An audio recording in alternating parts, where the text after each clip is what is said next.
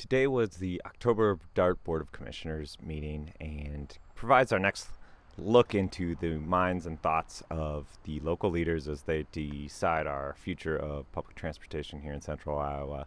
So thought I'd give a little update of what I experienced today at the meeting, and yeah, might want to grab a drink for this one.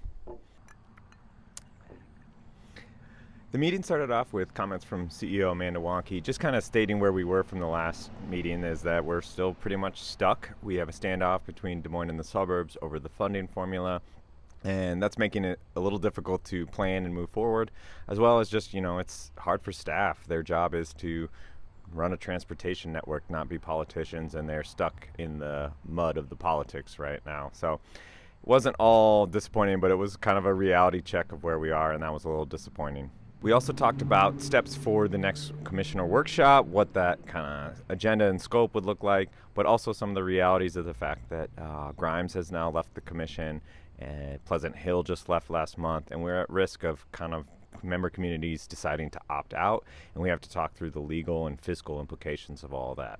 We did have some positive news, and that was the announcement, and the recommendation and approval of the contract for the consultant doing the network redesign, and I'm excited to say that is Jarrett Walker and Associates.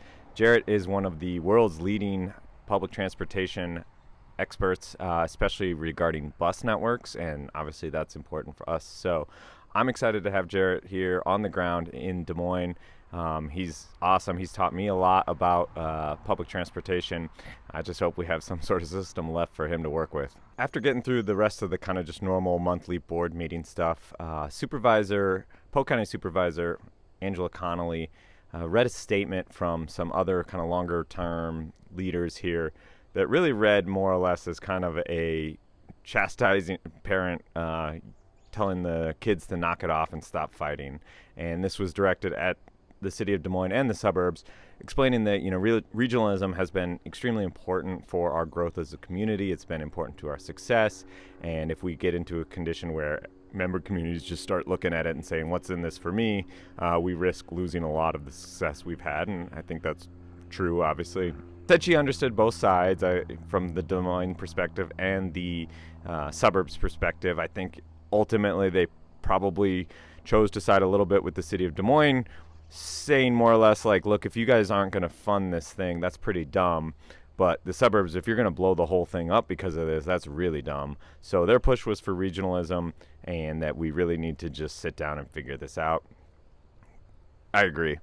That opened it up to a little bit of kind of more just kind of raw comments, and it got maybe a little hostile, if not just awkward, as people made comments.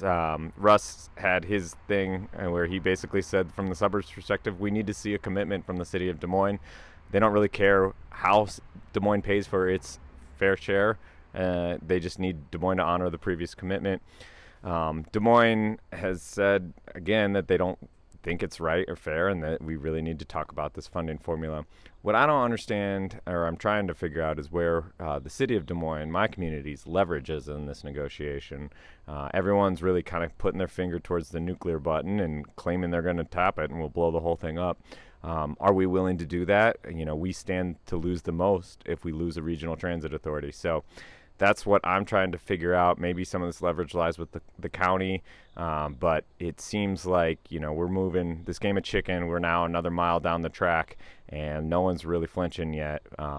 And who knows what happens, but obviously if the thing blows up, it's going to be really unfortunate and bad, and those costs are going to be borne by the most vulnerable people in our community. So that's kind of where we left it. It was a bit of an awkward adjournment, and then everyone seemed fine as they exited the room.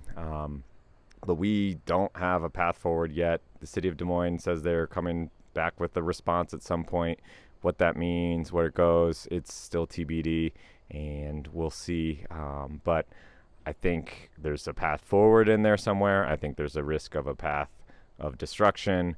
Who knows? I'll keep following it. The next meeting is at the end of October 28th, the commissioner workshop. So I'll plan on being there and providing an update. In the meantime, please do what you can. Talk to your local leaders, your local electeds, no matter what community you're in. tell them regional transportation is important. Fully funded, properly funded regional transportation is really important, and together we can build a better community for everyone. So thanks for following along.